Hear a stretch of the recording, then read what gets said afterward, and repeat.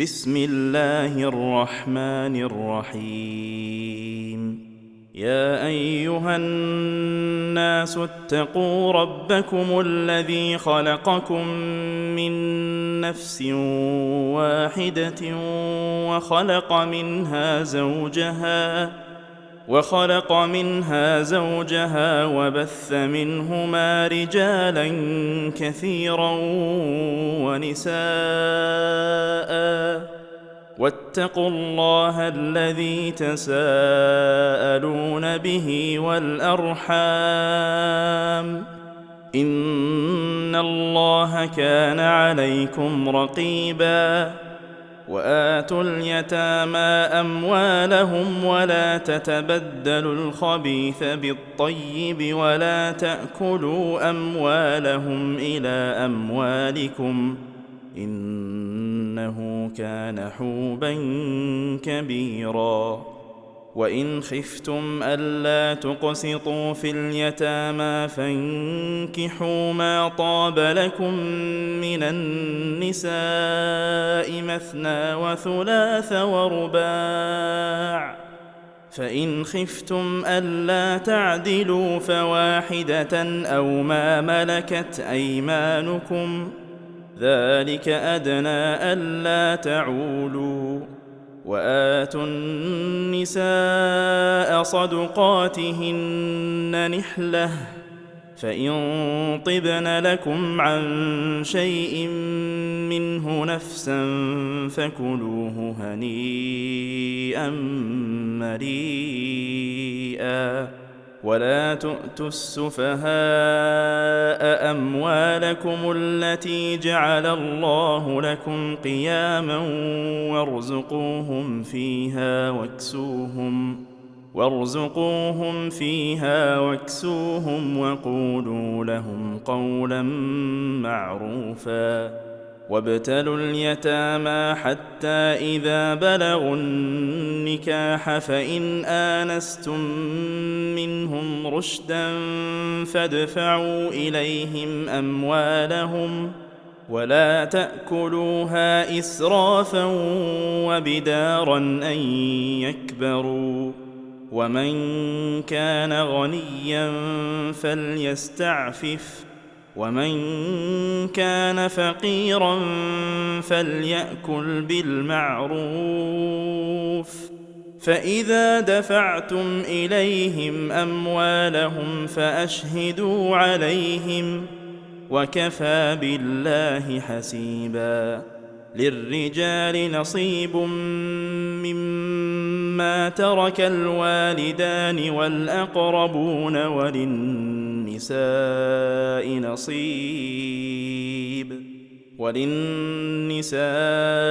نصيب مما ترك الوالدان والأقربون مما قل منه أو كثر، نصيبا مفروضا. وإذا حضر القسمة أولو القربى واليتامى والمساكين فارزقوهم منه وقولوا لهم قولا معروفا. وليخشى الذين لو تركوا من خلفهم ذرية ضعافا خافوا عليهم فليتقوا الله وليقولوا قولا سديدا.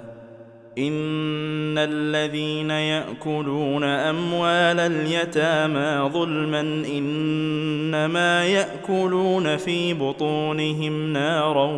وسيصلون سعيرا. يوصيكم الله في أولادكم، للذكر مثل حظ الأنثيين، فإن كن نساء فوق 2 فلهن ثلثا ما ترك، وإن كانت واحدة فلها النصف، ولأبويه لكل واحد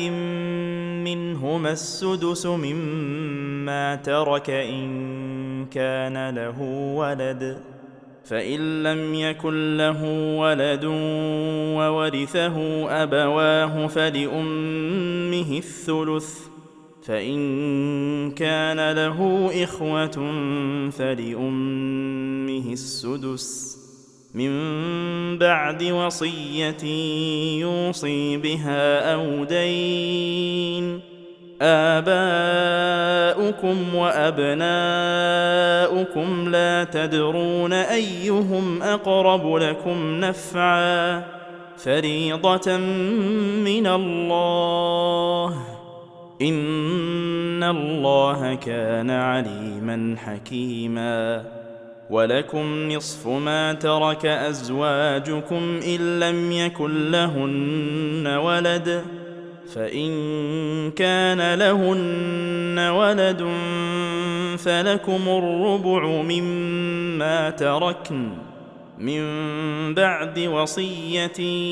يوصين بها أو دين، ولهن الربع مما تركتم إن لم يكن لكم ولد، فإن كان لكم ولد فلهن الثمن مما تركتم من بعد وصية توصون بها أو دين. وإن كان رجل يورث كلالة أو امرأة وله أخ أو أخت فلكل واحد منهما السدس، فإن كانوا أكثر من ذلك فهم شركاء في الثلث من بعد وصية يوصى بها أو دين غير مضار،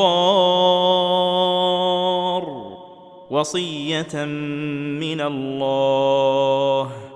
والله عليم حليم. تلك حدود الله، ومن يطع الله ورسوله يدخله جنات تجري من تحتها الأنهار خالدين فيها، وذلك الفوز العظيم. ومن يعص الله ورسوله ويتعد حدوده يدخله نارا خالدا فيها وله عذاب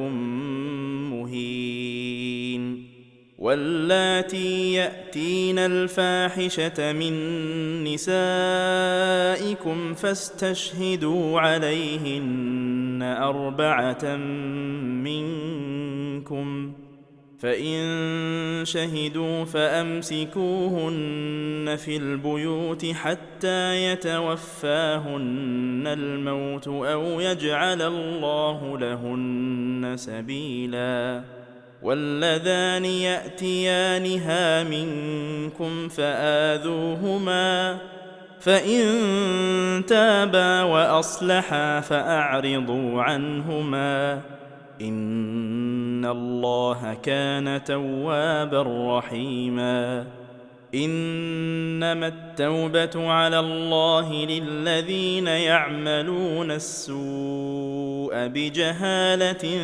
ثم يتوبون من قريب فأولئك يتوب الله عليهم، وكان الله عليما حكيما. وليست التوبة للذين يعملون السيئات حتى إذا حضر أحدهم الموت قال إني تبت الآن، ولا الذين يموتون وهم كفار،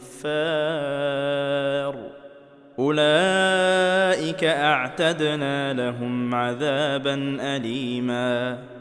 يا أيها الذين آمنوا لا يحل لكم أن ترثوا النساء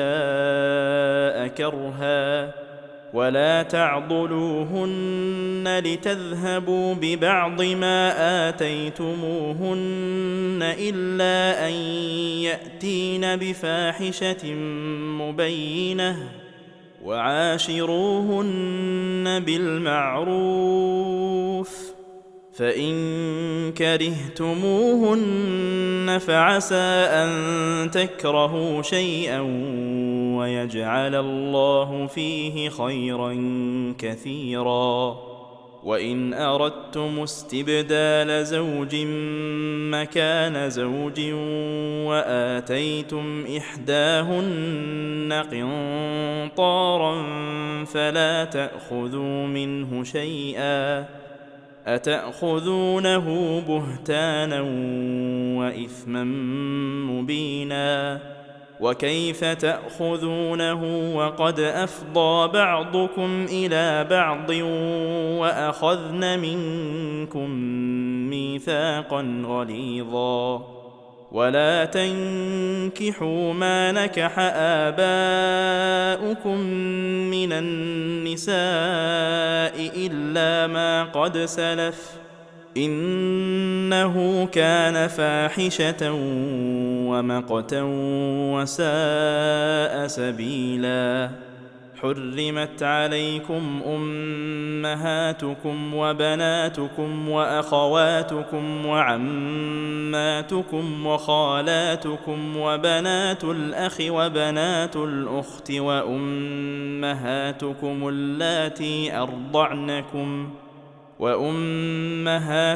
اللاتي أرضعنكم وأخواتكم من الرضاعة وأمهات نسائكم وربائبكم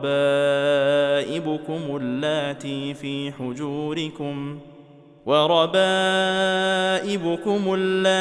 في حجوركم من نسائكم اللاتي دخلتم بهن، فإن لم تكونوا دخلتم بهن فلا جناح عليكم. وحلائل أبنائكم الذين من أصلابكم وأن تجمعوا بين الأختين إلا ما قد سلف، إن الله كان غفورا رحيما. والمحصنات من النساء إلا ما ملكت أيمانكم كتاب الله عليكم، وأحل لكم ما وراء ذلكم أن تبتغوا بأموالكم محصنين غير مسافحين، فما استمتعتم به منهن فآتوهن أجورهن فريضة، ولا جناح عليكم فيما تراضيتم به من بعد الفريضة، إن الله كان عليما حكيما. ومن لم يستطع منكم طولا أن ينكح المحصنات المؤمنات فمما ملكت أيمانكم من فتياتكم المؤمنات، والله أعلم بإيمانكم، بعضكم من بعض، فانكحوهن بإذن أهلهن وآتوهن أجورهن بالمعروف محصنات غير مسافحات ولا متخذات أخدان، فإذا أحصن فإن أتين بفاحشة فعليهن نصف ما على المحصنات من العذاب، ذلك لمن خشي العنة منكم، وأن تصبروا خير لكم، والله غفور رحيم. يريد الله ليبين لكم ويهديكم سنن الذين من قبلكم ويتوب عليكم، والله عليم حكيم. والله يريد أن يتوب عليكم ويريد الذين يتبعون الشهوات أن تميلوا ميلا عظيما يريد الله أن يخفف عنكم وخلق الإنسان ضعيفا يا أيها الذين آمنوا لا تأكلوا أموالكم بينكم بالباطل إلا أن تكون تجارة عن تراض منكم ولا تقتلوا أنفسكم إن الله كان بكم رحيما ومن يفعل ذلك عدوانا وظلما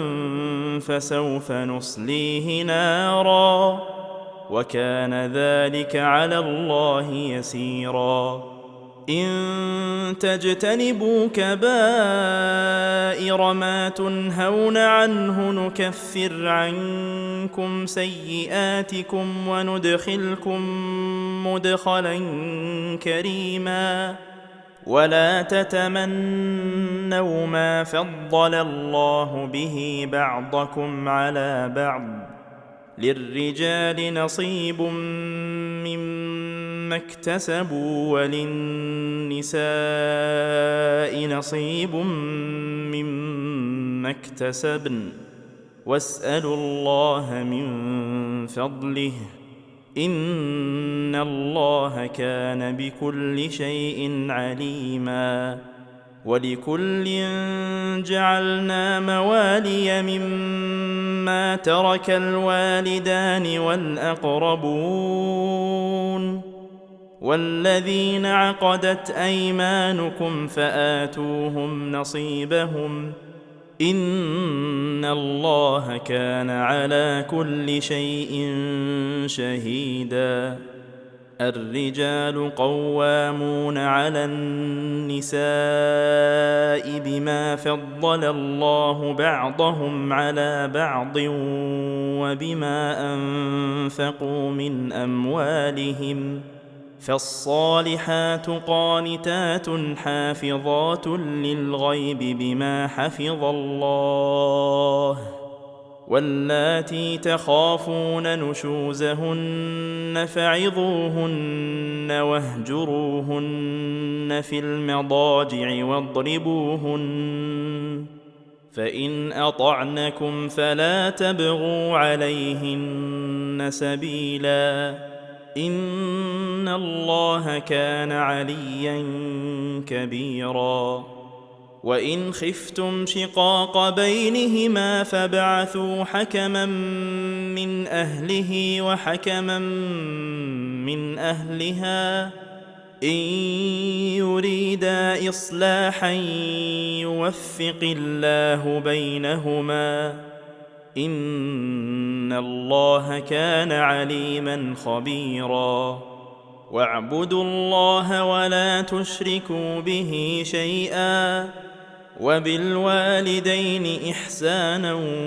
وبذي القربى واليتامى والمساكين والجار ذي القربى والجار الجنب والصاحب بالجنب وابن السبيل وما ملكت أيمانكم إن الله لا يحب من كان مختالا فخورا الذين يبخلون ويأمرون الناس بالبخل ويكتمون ما آتاهم الله من فضله وأعتدنا للكافرين عذابا مهينا والذين ينفقون أموالهم رئاء الناس ولا يؤمنون بالله ولا باليوم الآخر ومن يكن الشيطان له قرينا فساء قرينا وماذا عليهم لو آمنوا بالله واليوم الآخر وأنفقوا مما رزقهم الله وكان الله بهم عليما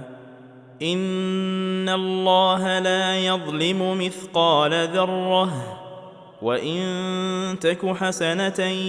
يضاعفها ويؤت من لدنه أجرا عظيما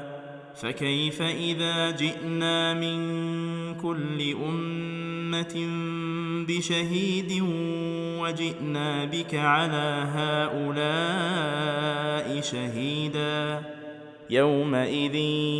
يود الذين كفروا وعصوا الرسول لو تسوى بهم الأرض ولا يكتمون الله حديثا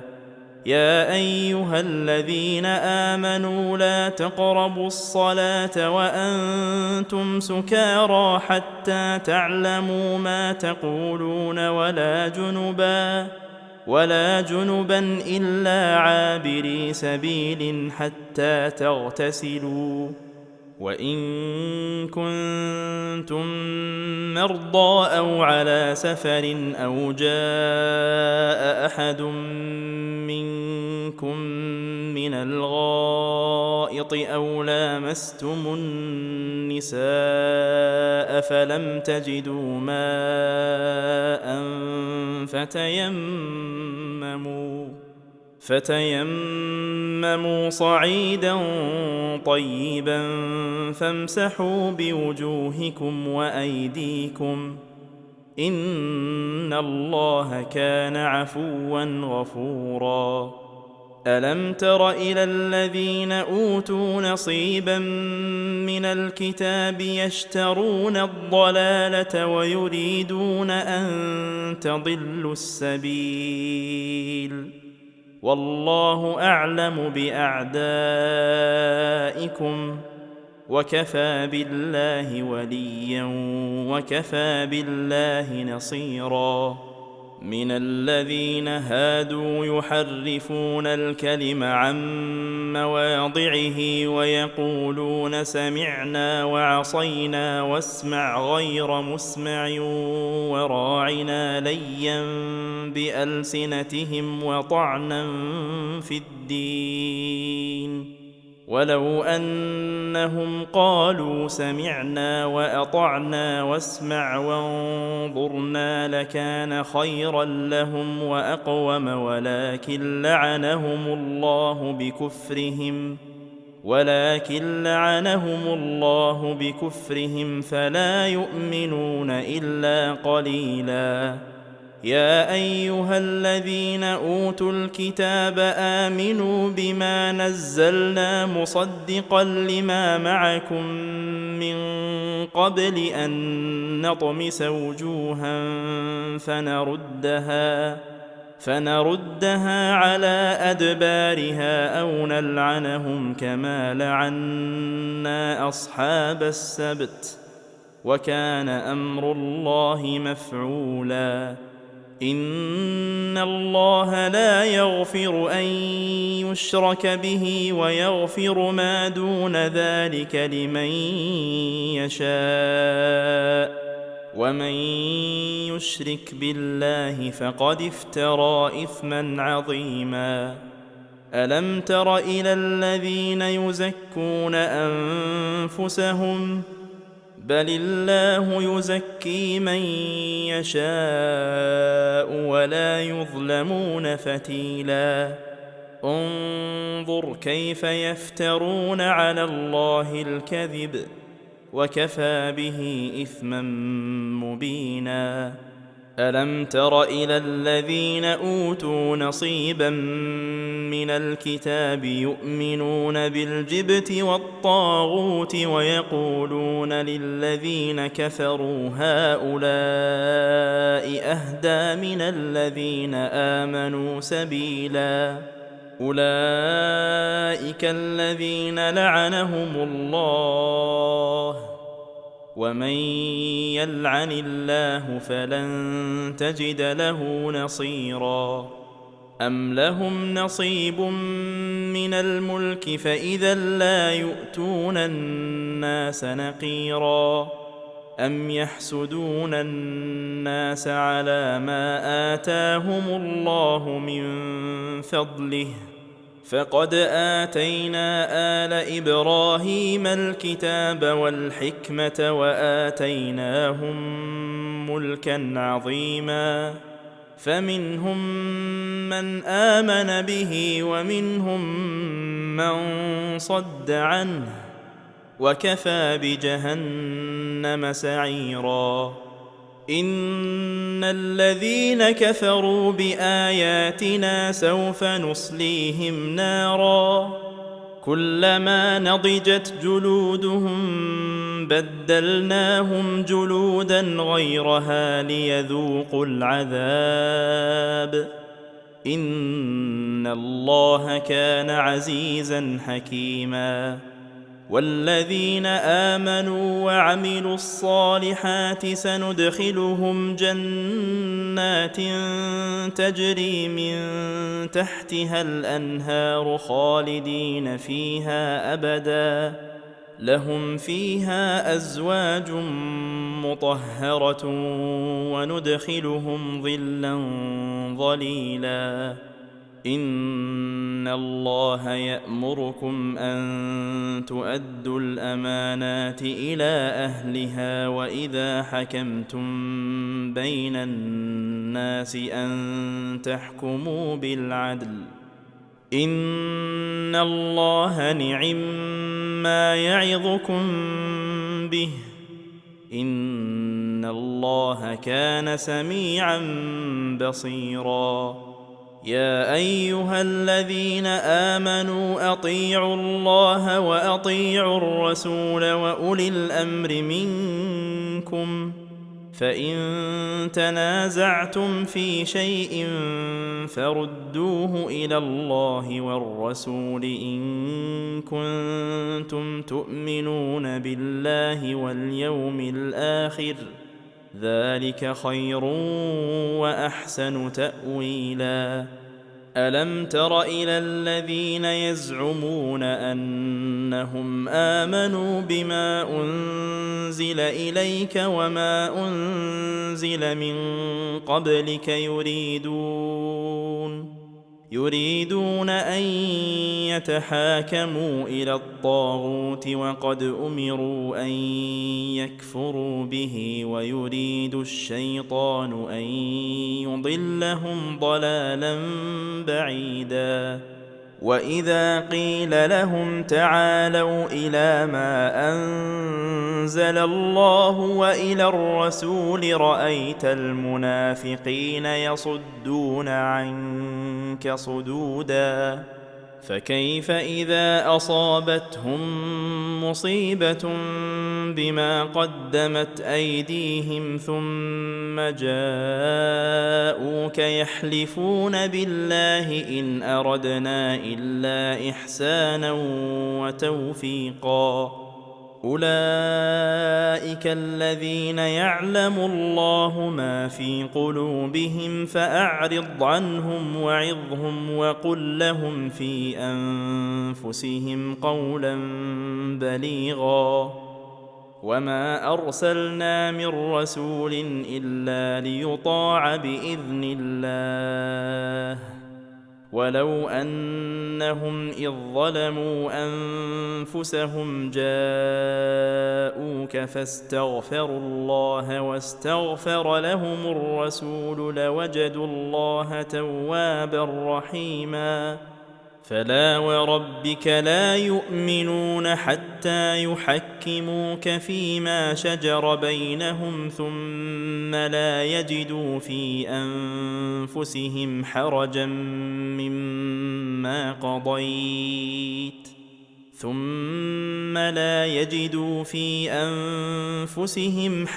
مما قضيت ويسلموا تسليما ولو أنا كتبنا عليهم أن اقتلوا أنفسكم أو اخرجوا من دياركم ما فعلوه إلا قليل منهم ولو أنهم فعلوا ما يوعظون به لكان خيرا لهم وأشد تثبيتا وإذا لآتيناهم من لدنا لنا أجرا عظيما ولهديناهم صراطا مستقيما. ومن يطع الله والرسول فأولئك مع الذين أنعم الله عليهم من النبيين والصديقين والشهداء والصالحين وحسن أولئك رفيقا. ذلك الفضل من الله وكفى بالله عليما. يا أيها الذين آمنوا خذوا حذركم فانفروا ثبات أو انفروا جميعا وإن منكم لمن ليبطئن فإن أصابتكم مصيبة قال قد أنعم الله علي إذ لم أكن معهم شهيدا ولئن أصابكم فضل من الله ليقولن كأن لم تكن بينكم وبينه مودة يا ليتني كنت معهم فأفوز فوزا عظيما.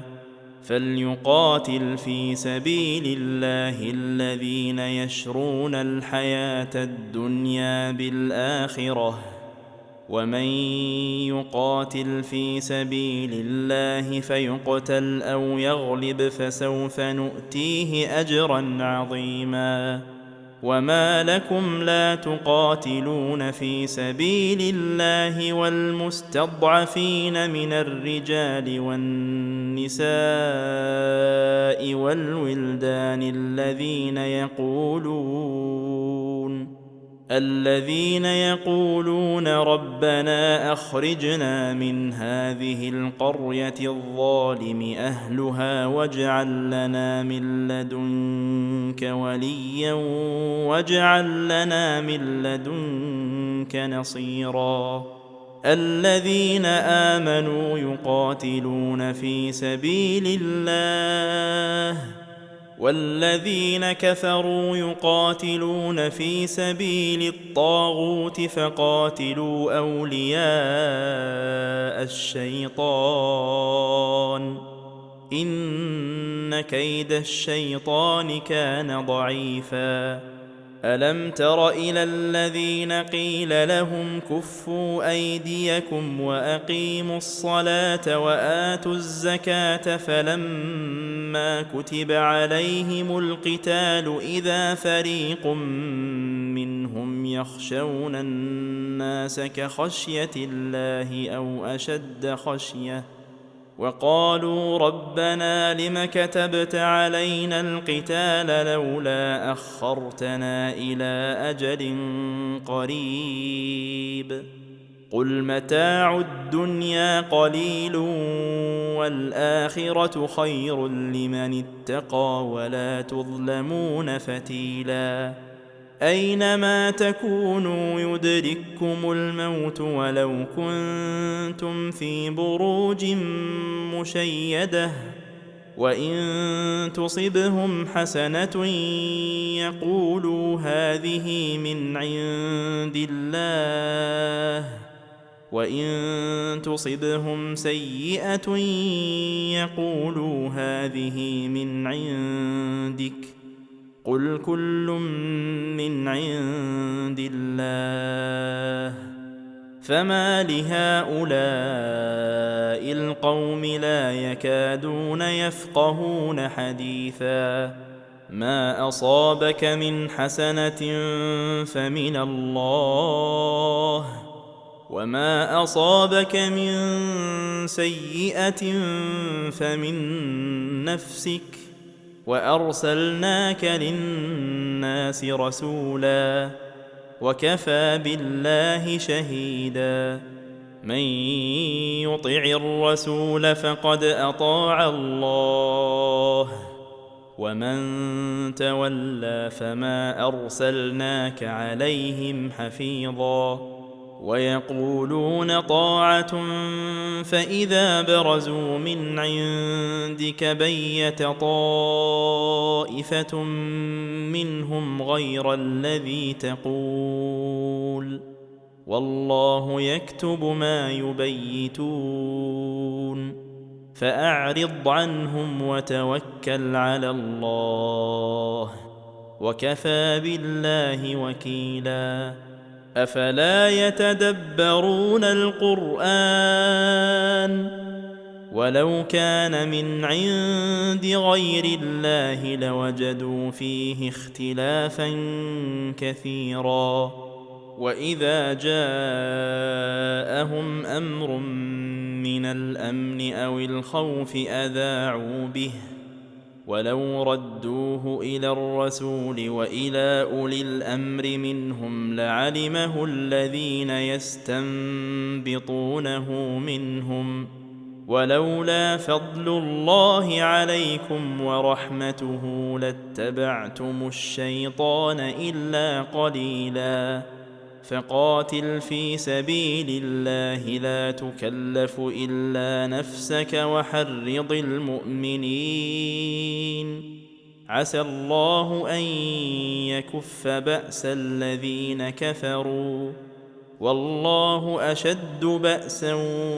وأشد تنكيلا من يشفع شفاعة حسنة يكن له نصيب منها ومن يشفع شفاعة سيئة يكن له كفل منها وكان الله على كل شيء مقيتا وإذا حييتم بتحية فحيوا بأحسن منها أو ردوها إن الله كان على كل شيء حسيبا الله لا إله إلا هو ليجمعنكم إلى يوم القيامة لا ريب فيه ومن أصدق من الله حديثا فما لكم في المنافقين فئتين والله أركسهم بما كسبوا أتريدون أن تهدوا من أضل الله ومن يضلل الله فلن تجد له سبيلا ودوا لو تكفرون كما كفروا فتكونون سواء فلا تتخذوا منهم أولياء حتى يهاجروا في سبيل الله فإن تولوا فخذوهم واقتلوهم حيث وجدتموهم ولا تتخذوا منهم وليا ولا نصيرا إلا الذين يصلون إلى قوم بينكم وبينهم ميثاق أو جاءوكم حصرت صدورهم أن يقاتلوكم أو يقاتلوا قومهم ولو شاء الله لسلطهم عليكم فلقاتلوكم فإن اعتزلوكم فلم يقاتلوكم وألقوا إليكم السلم فما جعل الله لكم عليهم سبيلا ستجدون آخرين يريدون أن يأمنوكم ويأمنوا قومهم كلما ردوا إلى الفتنة أركسوا فيها فإن لم يعتزلوكم ويلقوا إليكم السلم ويكفوا أيديهم فخذوهم واقتلوهم حيث ثقفتموهم وأولئكم جعلنا لكم عليهم سلطانا مبينا وما كان لمؤمن أن يقتل مؤمنا إلا خطأ ومن قتل مؤمنا خطأ فتحرير رقبة مؤمنة ودية مسلمة إلى أهله إلا أن يصدقوا، فإن كان من قوم عدو لكم وهو مؤمن فتحرير رقبة مؤمنة، وإن كان من قوم بينكم وبينهم ميثاق فدية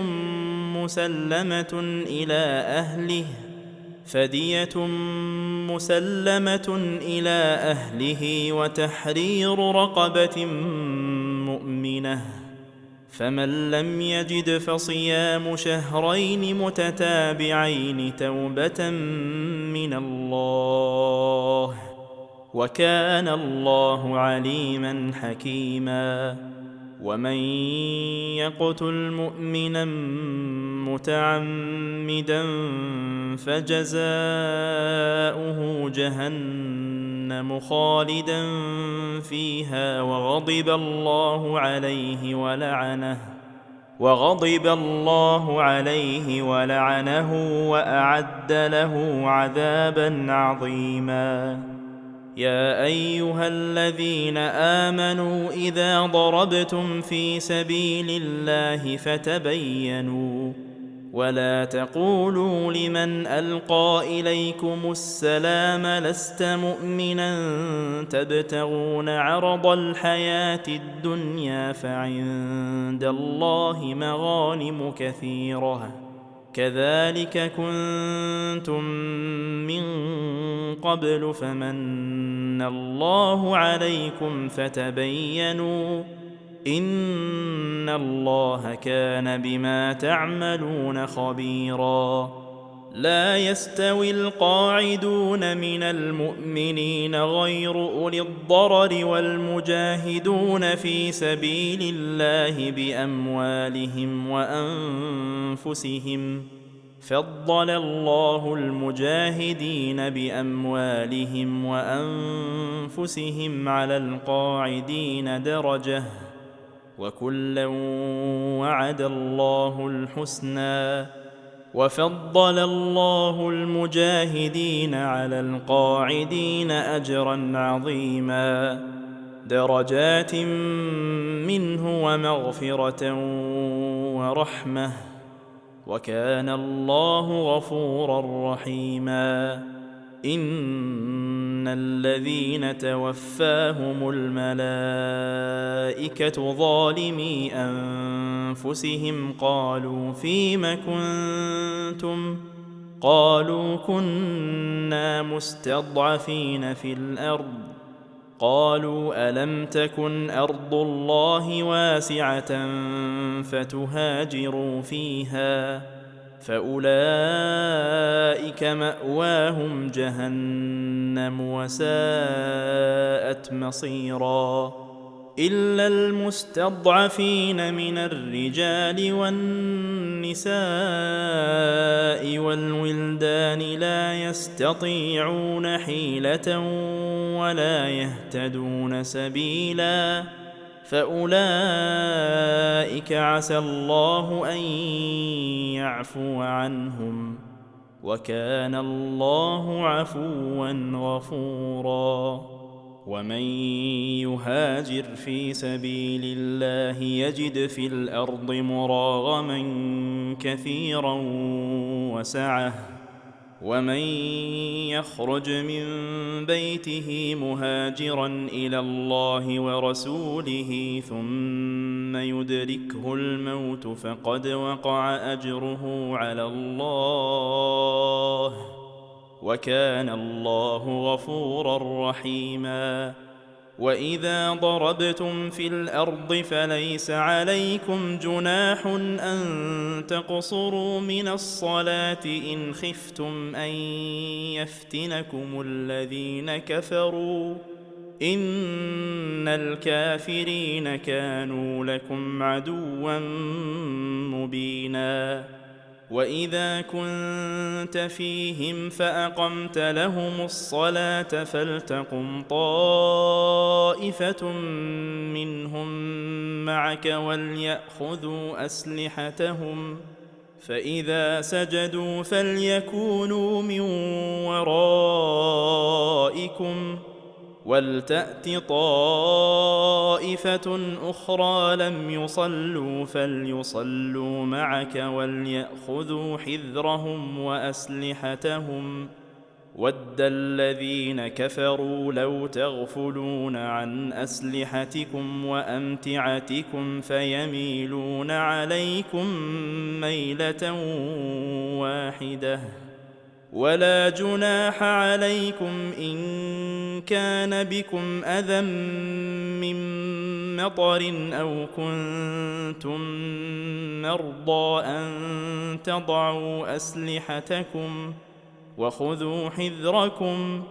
إن الله أعد للكافرين عذابا مهينا فإذا قضيتم الصلاة فاذكروا الله قياما وقعودا وعلى جنوبكم فإذا اطمأننتم فأقيموا الصلاة إن الصلاة كانت على المؤمنين كتابا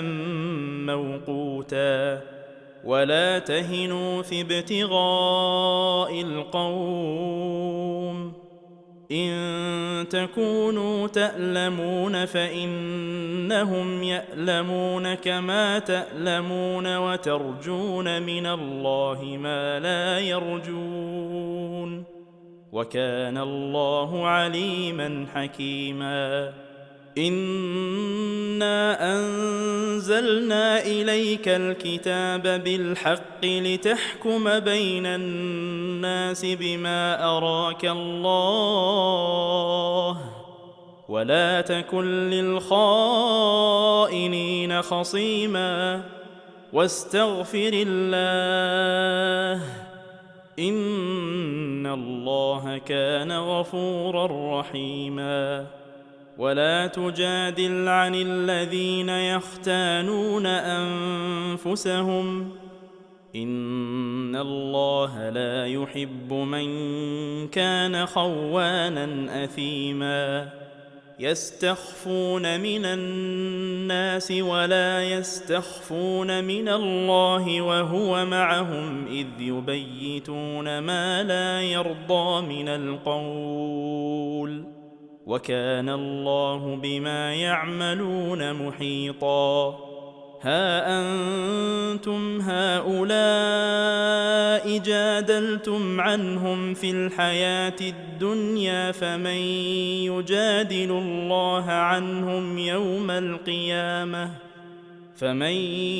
يجادل الله عنهم يوم القيامة أم من يكون عليهم وكيلا ومن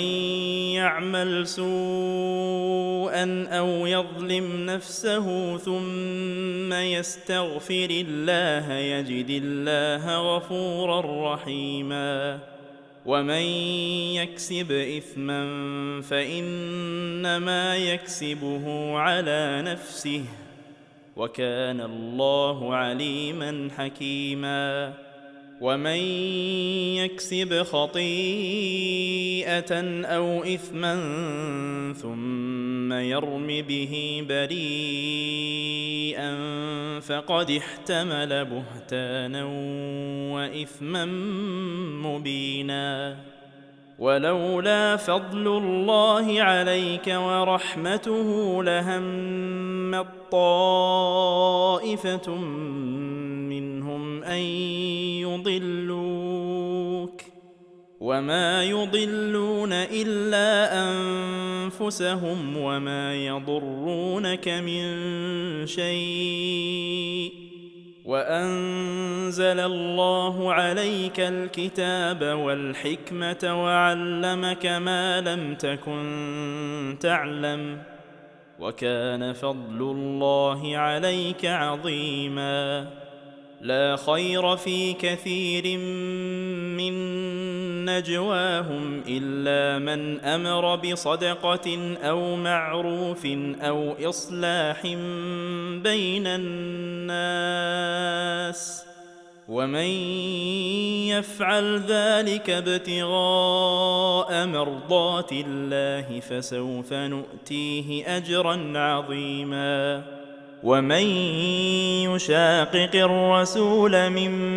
بعد ما تبين له الهدى ويتبع غير سبيل المؤمنين نوله ما تولى ونصله جهنم وساءت مصيرا. إن الله لا يغفر أن يشرك به ويغفر ما دون ذلك لمن يشاء، ومن يشرك بالله فقد ضل ضلالا بعيدا. إن يدعون من دونه إلا إناثا وإن يدعون إلا شيطانا مريدا لعنه الله وقال لأتخذن من عبادك نصيبا مفروضا ولأضلنهم ولأمنينهم ولآمرنهم فليبتكن آذان الأنعام ولآمرنهم فليغيرن خلق الله. ومن يتخذ الشيطان وليا من دون الله فقد خسر خسرانا مبينا. يعدهم ويمنيهم وما يعدهم الشيطان إلا غرورا. أولئك مأواهم جهنم ولا يجدون عنها محيصا. والذين آمنوا وعملوا الصالحات سندخلهم جنات تجري من تحتها الأنهار خالدين فيها أبدا وعد الله حقا ومن أصدق من الله قيلا. ليس بأمانيكم ولا أماني أهل الكتاب، من يعمل سوءا يجز به ولا يجد له من دون الله وليا ولا نصيرا. ومن يعمل من الصالحات من ذكر أو أنثى وهو مؤمن فأولئك يدخلون الجنة ولا يظلمون نقيرا. ومن أحسن دينا ممن أسلم وجهه لله وهو محسن واتبع ملة إبراهيم حنيفا واتخذ الله إبراهيم خليلا. ولله ما في السماوات وما في الأرض وكان الله بكل شيء محيطا. ويستفتونك في النساء قل الله يفتيكم فيهن وما يتلى عليكم في الكتاب في يتامى النساء اللاتي لا تؤتونهن ما كتب لهن وترغبون أن تنكحوهن والمستضعفين من الولدان وأن تقوموا لليتامى بالقسط وما تفعلوا من خير فإن الله كان به عليما. وإن امرأة خافت من بعلها نشوزا أو إعراضا فلا جناح عليهما أن يصلحا بينهما صلحا،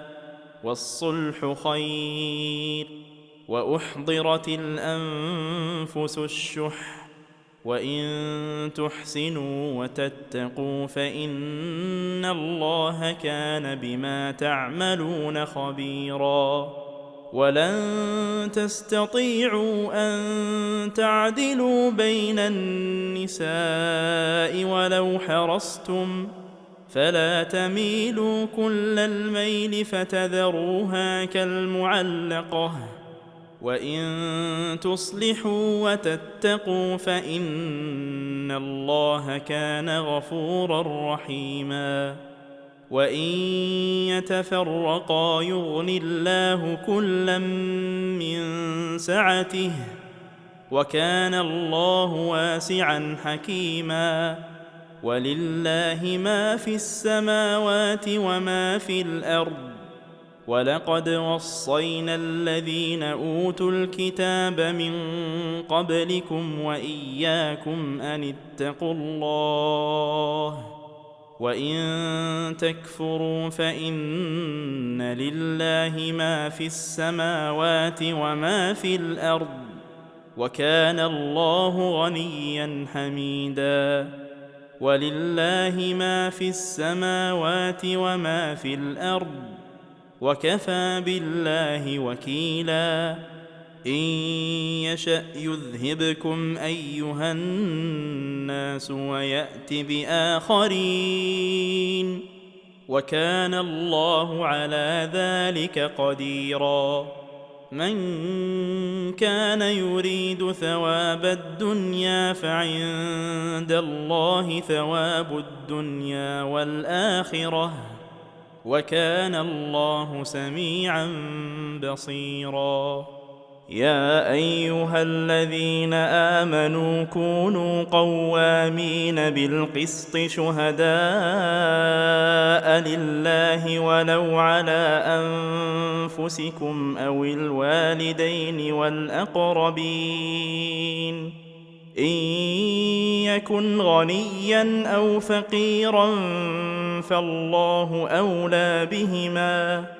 فلا تتبعوا الهوى أن تعدلوا، وإن تلووا أو تعرضوا فإن الله كان بما تعملون خبيرا. يا أيها الذين آمنوا آمنوا بالله ورسوله والكتاب الذي نزل على رسوله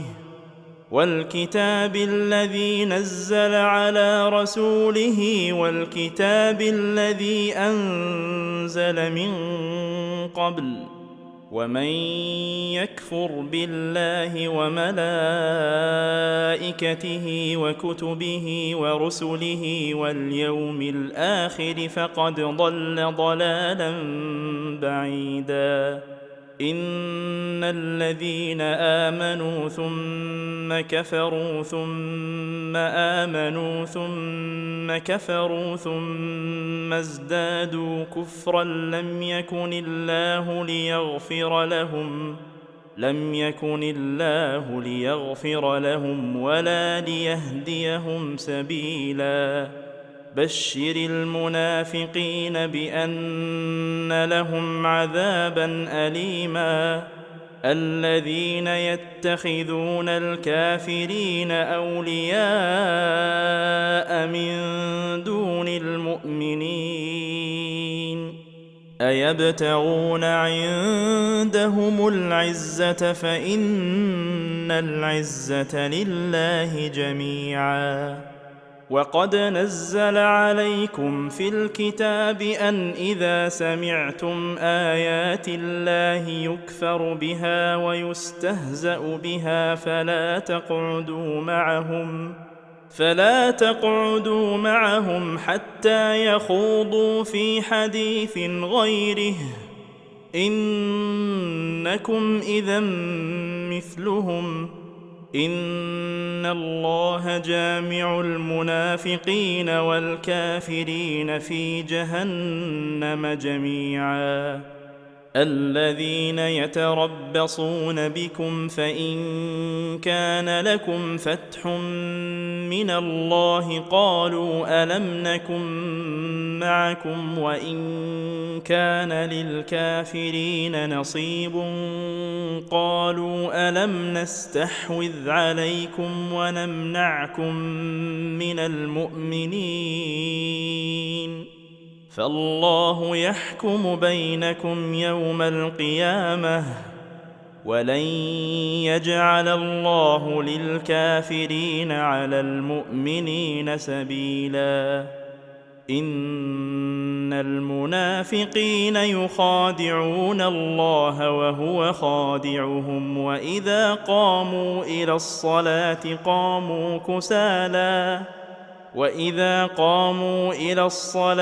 قاموا كسالى يراءون الناس ولا يذكرون الله إلا قليلا مذبذبين بين ذلك لا إلى هؤلاء ولا إلى هؤلاء ومن يضلل الله فلن تجد له سبيلا.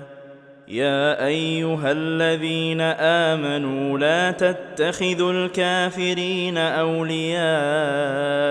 من دون المؤمنين أتريدون أن تجعلوا لله عليكم سلطانا مبينا إن المنافقين في الدرك الأسفل من النار ولن تجد لهم نصيرا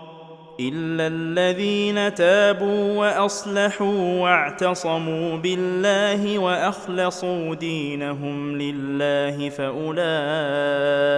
مع المؤمنين وسوف يؤتي الله المؤمنين أجرا عظيما. ما يفعل الله بعذابكم إن شكرتم وآمنتم وكان الله شاكرا عليما. لا يحب الله الجهر بالسوء من القول إلا من ظلم وكان الله سميعا عليما. إن تبدوا خيرا أو تخفوه أو تعفوا عن سوء فإن الله كان عفوا قديرا. إن الذين يكفرون بالله ورسله ويريدون أن يفرقوا بين الله ورسله ويقولون نؤمن ببعض ونكفر ببعض ويريدون أن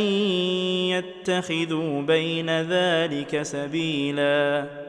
أولئك هم الكافرون حقا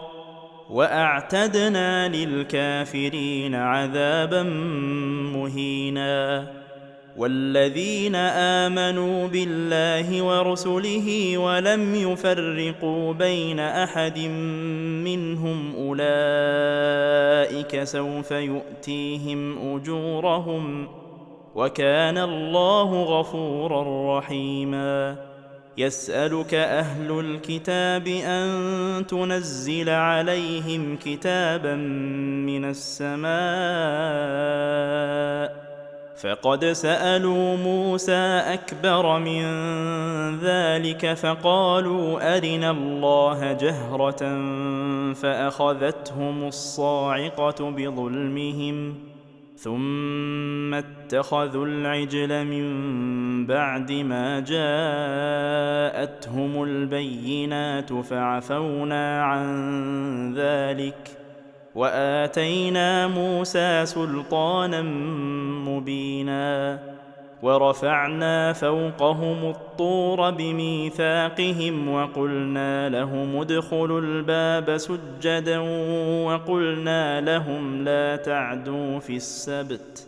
وقلنا لهم لا تعدوا في السبت وأخذنا منهم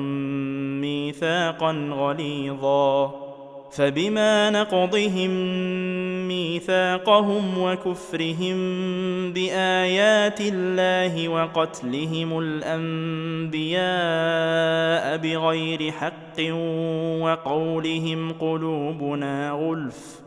بل طبع الله عليها بكفرهم فلا يؤمنون إلا قليلا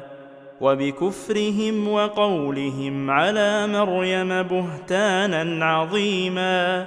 وقولهم إنا قتلنا المسيح عيسى ابن مريم رسول الله وما قتلوه وما صلبوه ولكن شبه لهم وإن الذين اختلفوا فيه لفي شك منه ما لهم به من علم إلا اتباع الظن وما قتلوه يقينا بل رفعه الله إليه وكان الله عزيزا حكيما وإن من أهل الكتاب إلا ليؤمنن به قبل موته ويوم القيامة يكون عليهم شهيدا فبظلم من الذين هادوا حرمنا عليهم طيبات أحلت لهم وبصدهم عن سبيل الله كثيرا وأخذهم الربا وقد نهوا عنه وأكلهم أموال الناس بالباطل وأعتدنا للكافرين منهم عذابا أليما لكن الراسخون في العلم منهم والمؤمنون يؤمنون بما أنزل إليك وما أنزل من قبلك والمقيمين الصلاة والمؤتون الزكاة والمؤمنون بالله واليوم الآخر أولئك سنؤتيهم أجرا عظيما إنا أوحينا إليك كما أوحينا إلى نوح والنبيين من بعده وأوحينا إلى إبراهيم وإسماعيل وإسحاق ويعقوب والأسباط وعيسى وأيوب ويونس وهارون وسليمان وآتينا داود زبورا ورسلا قد قصصناهم عليك من قبل ورسلا لم نقصصهم عليك وكلم الله موسى تكليما رسلا مبشرين ومنذرين لئلا يكون للناس على الله حجة بعد الرسل وكان الله عزيزا حكيما لكن الله يشهد بما أنزل إليك أنزله بعلمه والملائكة يشهدون وكفى بالله شهيدا إن الذين كفروا وصدوا عن سبيل الله قد ضلوا ضلالا بعيدا إن الذين كفروا وظلموا لم يكن الله ليغفر لهم ولا ليهديهم طريقا إلا طريق جهنم خالدين فيها أبدا وكان ذلك على الله يسيرا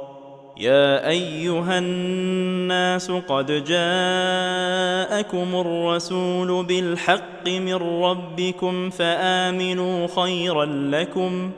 وإن تكفروا فإن لله ما في السماوات والأرض، وكان الله عليما حكيما. يا أهل الكتاب لا تغلوا في دينكم ولا تقولوا على الله إلا الحق، إنما المسيح عيسى ابن مريم رسول الله وكلمته ألقاها إلى مريم وروح منه، فآمنوا بالله ورسله ولا تقولوا ثلاثة، انتهوا خيرا لكم، إنما الله إله واحد سبحانه أن يكون له ولد، له ما في السماوات وما في الأرض، وكفى بالله وكيلا. لن يستنكف المسيح أن يكون عبدا لله ولا الملائكة المقربون، ومن يستنكف عن عبادته ويستكبر فسيحشرهم إليه جميعا. فأما الذين آمنوا وعملوا الصالحات فيوفيهم أجورهم ويزيدهم من فضله، وأما الذين استنكفوا واستكبروا فيعذبهم عذابا أليما ولا يجدون لهم من دون الله وليا ولا نصيرا. يا أيها الناس قد جاءكم برهان من ربكم وأنزلنا إليكم نورا مبينا. فأما الذين آمنوا بالله واعتصموا به فسيدخلهم في رحمة